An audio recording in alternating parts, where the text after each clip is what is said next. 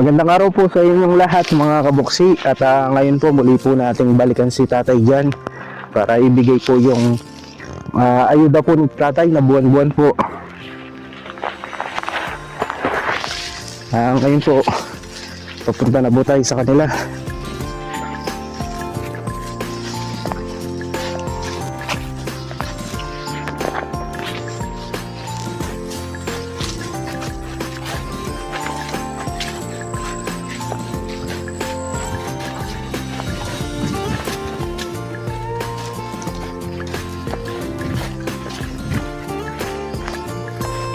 Tao po!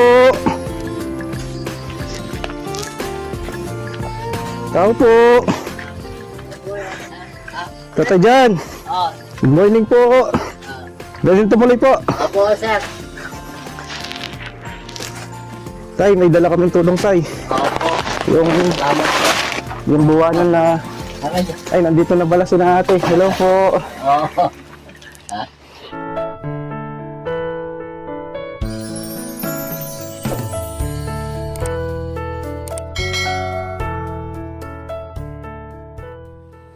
Magandang araw po sa inyong lahat mga kabuksi, mga kababayan natin, lalo na po sa mga OFW na nasa ibang bansa.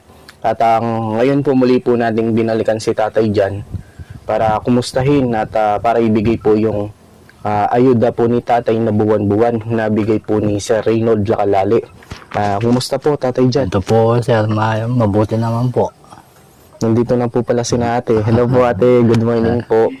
Kailan kayo po dumating po ate? Matagal na. Oo.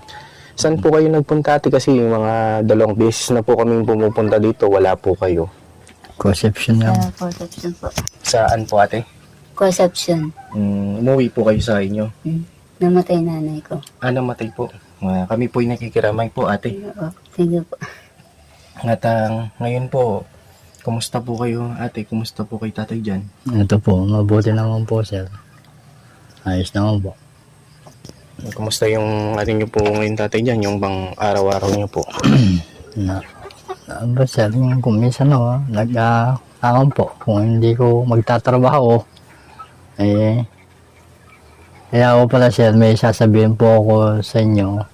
Ano po? Yung pong humingi po ako ng kaunting tulong po sa inyo dahil po wala po akong pag-ano. Minsan po, sir, napapanaginipan ko po yung anak ko kasi po yung pansyon niya na na po, nagiba na. Ngayon po siguro, kaya napapanaginipan ko.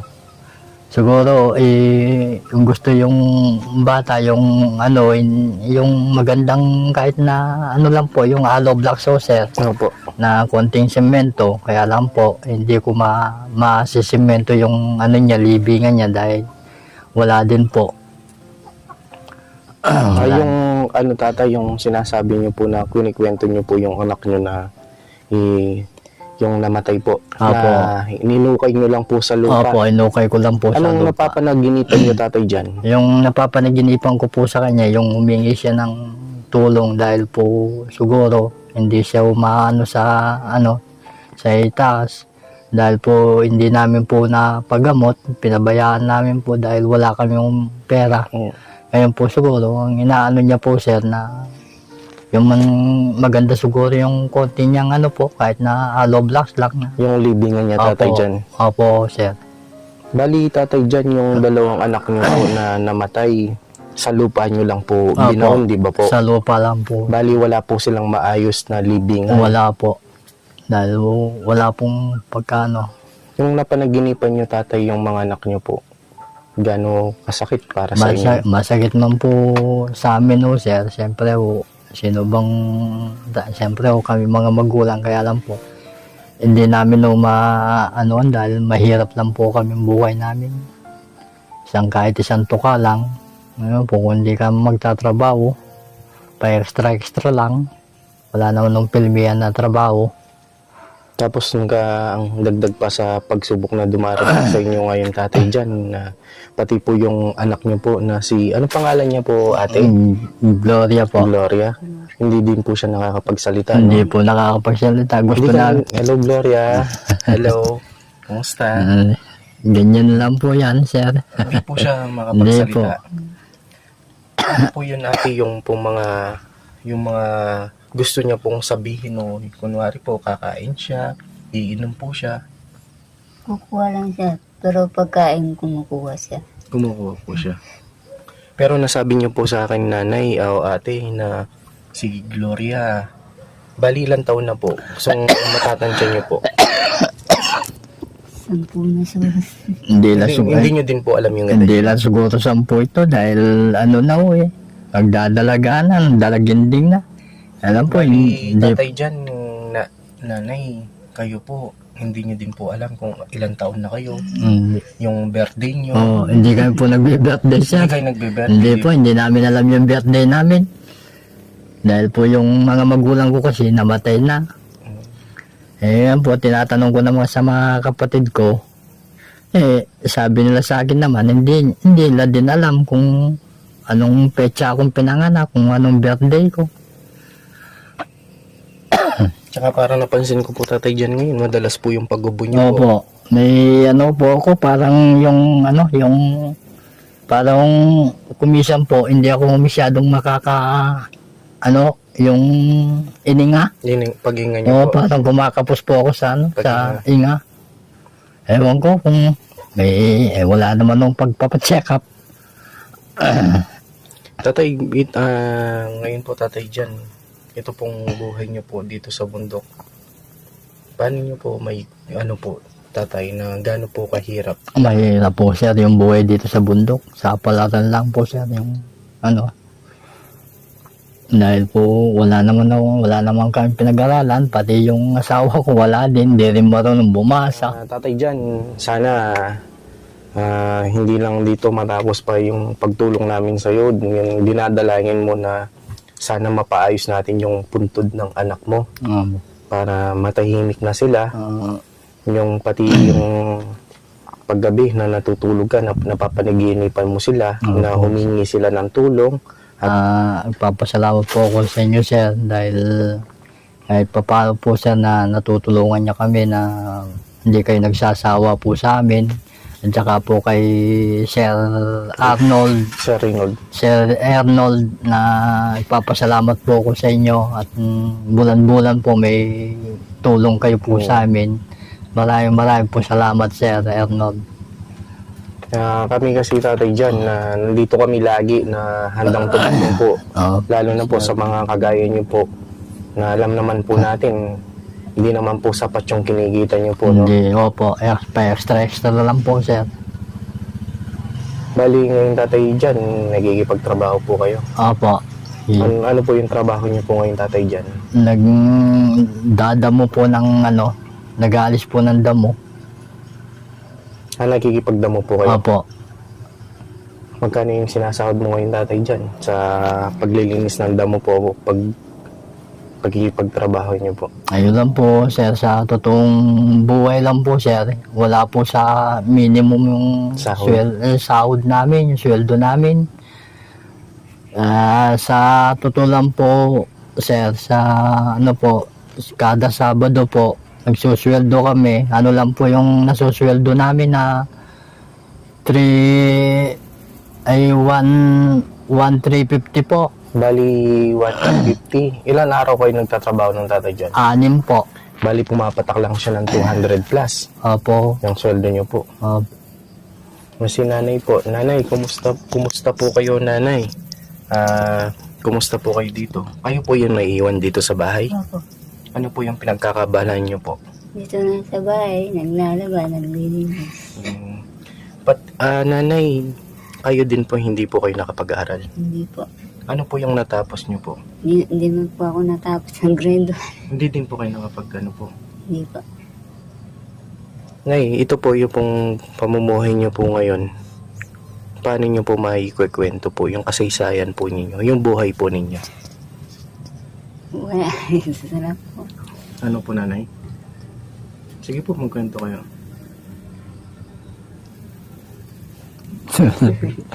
Kwento. Bakit pa naiiyak po kayo ngayon, Nay? Naiya pa po eh. Hindi mas sanay. Tsaka si nanay, hindi po kayo sanay po na makakita ng ibang tao po, no? Hindi alanganin po sa mga tao. Si Gloria, Gloria. Gloria. Nahiya din si Gloria. Wala din. Gloria. Hoy, ikaw. Mm. Ha? Hello, Gloria. Ako si Kuya Buksi mo, no? Ako si Kuya Buksi. At, Ganyan lang ho sa sir yan. Hindi. Tatay Jan, na alam ko po na ngayon po na napakahirap po ng pinagdadaanan niyo po.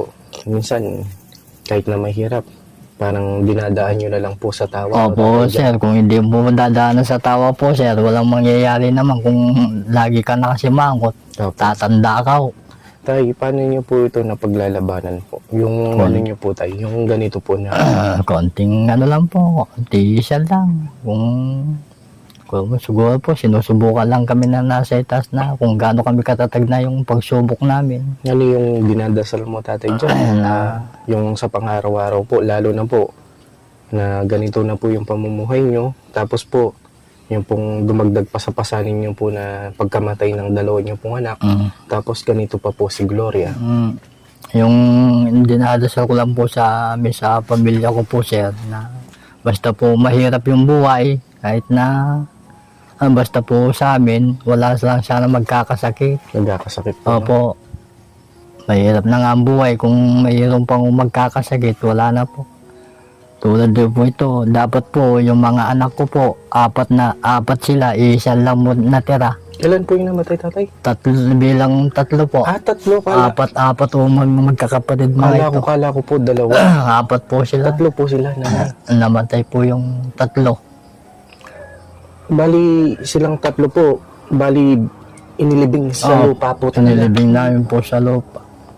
Tapos po yung isa po, sir, may kukwento pa ako sa inyo, sir. Yung isa po, yung pang-dalawa, dahil po yung nagkasakit po siya. Opo. Tapos po, dinalamin namin po sa Tarlac sa probinsya po.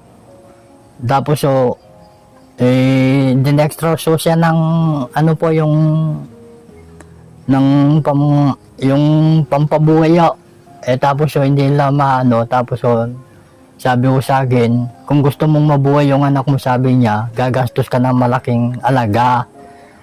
Kasi po sabi ko, namumuso lang po ako, wala ko pong pera na pagpagamot po sa anak ko, sabi ko. Anong ginawa niyo, Tatay Jan? Ngayon po, yun po, pinabayaan nila po sa hospital yung pong anak ko dahil namatay po siya doon. Dahil po nakadextrose siya, may kailangan po na bilhin po. Dahil po siya, yung pong bawat reseta nila, bibilin po sa butika. Wala naman po akong pagbibili, sir, na wala naman akong pera. Sabi ko, paano ito? Sabi ko. Anong ginawa niyo, Tatay Jan? Tapos po, yung pong sabi yung ano, ma'am, sabi ko, baka pwede pong maawa na kayo po sa anak ko. Sabi ko, pagalingan nyo, kahit na magpapasalamat po ako sa inyo. Sabi yung gano'n po sir sa amin na kulot lang daw may libre.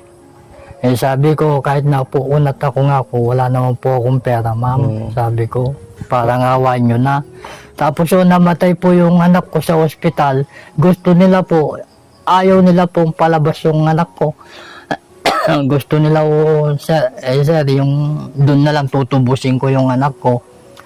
Kakailanganin kasi tatay na bayaran po. Opo, Bayaran wala naman po akong.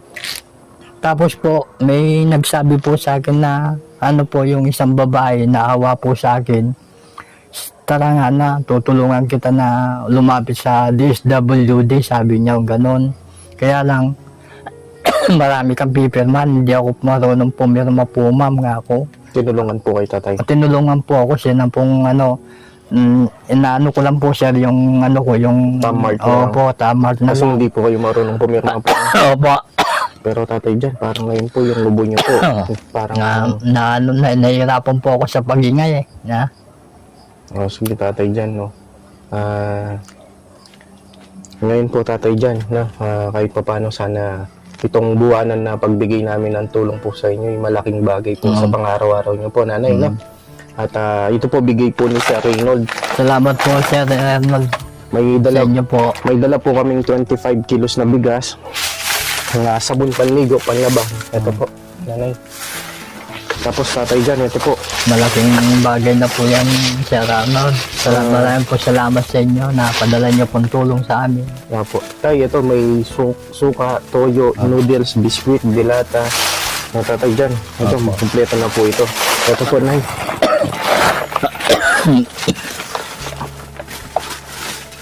Yan po, bigay po ni Sir Reynold Lacanlali. Maliban po dyan, Tatay Jan, meron pa pong pinapabigay po ni Sir Reynold Lacanlali po na cash po na ito po mga kabuksi, karagdagan tulong pa po. Tay, kahit pambili niyo po ng gamot, Apo. 500 po, bigay po Apo. ni Sir Reynold Lacanlali. Bibili po ako ng gamot pang ano po, para yung pang asma. May asma po Oo, kayo, Tatay meron Jan? po. Nahihirapan akong umingay eh. Wala po kayong Tatay, yung pong nebulizer. Ano po yun, hindi ko po alam yun, sir. Hindi niyo po alam yung Hindi Tatay po. Jan. Kahirap po pala mga kabuksi na Hindi ko po alam yung laser ha, sinasabi niya. yung nebulizer po siya, Tatay Jan. Sinasaksak po siya sa kuryente, tapos ilalagyan po siya ng gamot. Tapos parang hangin po siya. Hihigupin niyo po yung Tatay Jan. Para Hindi yung ko po. ano niyo po, Hindi ko po alam. hindi niyo po alam yung Hindi Tatay ko Jan. po alam. Ito, Tatay Jan, no? Sana marami pa sanang Salamat blessing po. na makarating po sa inyo, no? At yung dinadalangin mo, Tatay Jan, yung pong puntod ng anak nyo, Opo. sana mayroon makatulong, no? Opo. Na mapaayos natin, no, Opo, Tatay sir. Jan. Sir Arnold, salamat po sa inyo sa tulong niyo po. At maraming po salamat sa tulong niyo. Malaking bagay na po, Sir Arnold, itong tulong niyo po. Sana po, Sir, huwag kayo po sana magsasawa sa amin. Mahirap po taga ng buhay namin, o Sir. Kumisan, o Sir, papayak pa nga ako, Sir. Kaya lang, eto, tumalaban pa rin. Basta inaano ko lang sa amin sa pamilya ko, wala na sana siyang magkakasakit. Marami po salamat sa bigay ng pagkain sa amin.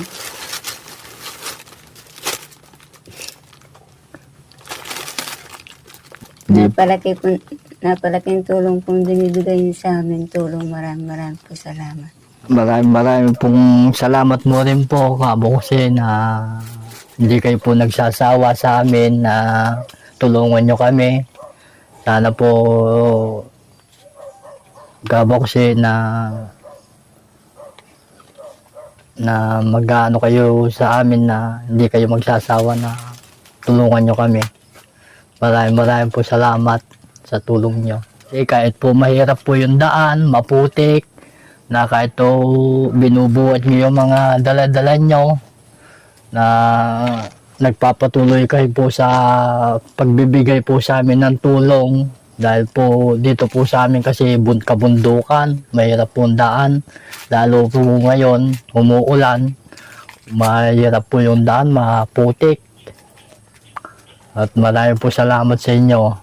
Tatay Jan, no? Alam niyo po, Tatay Jan, kami nagiging instrumento lang kami, nagiging tulay na magatid po ng tulong.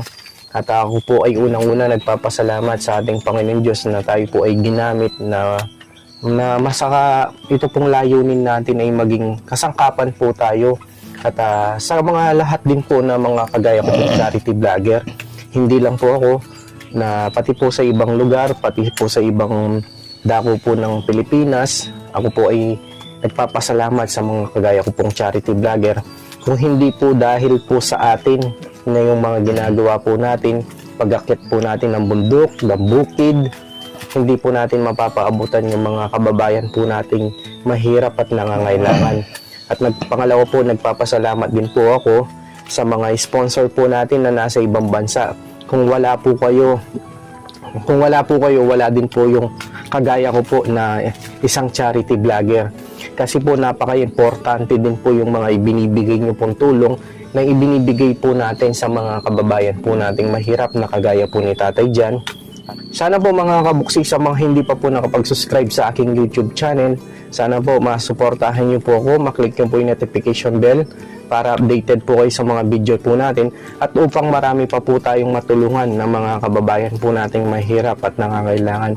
At Tatay Jan, no? Opo, Hindi na kami- maraming po salamat. Opo, hindi na po kami magtatagal, nawa po marami pa po sanang blessing na maibigay po sa inyo. At Salamat po, sir. magdasal lang lagi na tatay Opo. dyan at huwag po kayong mawawalan ng pag-asa at manalig lang po sa Panginoon Diyos. Nanay, Opo. Gloria, babay na kami. Alis na kami. Gloria. Babay ka na. Gloria. Mayayain po si Gloria. Sige po mga kabuksi, maraming salamat po sa inyong lahat at lagi po kayong mag-ingat at pagpalain po tayo ng Panginoon Diyos sa pagtulong po natin sa mga kababayan po nating mahirap at nangangailangan. Sige po, tatay dyan. Sige po, nanay. Salamat po. Bye-bye po. Bye-bye po. Sige po, bye-bye po. Bye-bye. Bye-bye ka. Bye-bye. Sige po, bye-bye po. Thank you po. Bye-bye. God bless. Siya ang lagi niyong kasama, ang laging kaagapay at di ka iiwan. May Buksi TV na lagi kayong tutulungan at damayan. May mabuting puso para sa ating kababayan, handang tumulong para sa inyo. Buksi TV, siya si Buksi TV, taga-Kapas, Tarlac na may mabuting puso, handa na tumulong sa nangangailangan sa kanyang mga kapwa at kahit sino. Dating tricycle driver at ngayon ay naging charity vlogger. Malapit ang puso sa senior citizen, may mga kapansanan na tutulungan niya